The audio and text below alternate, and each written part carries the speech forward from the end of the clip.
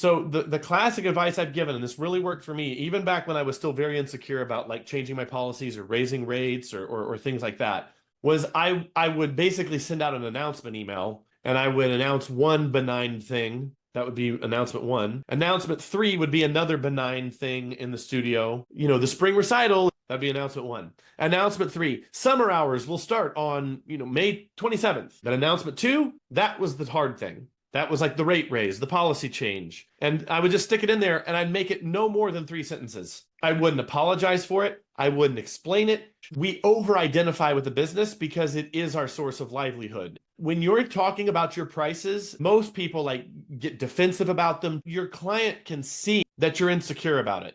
That's weakness. They see it. And there's all kinds of bad things that emanate from that.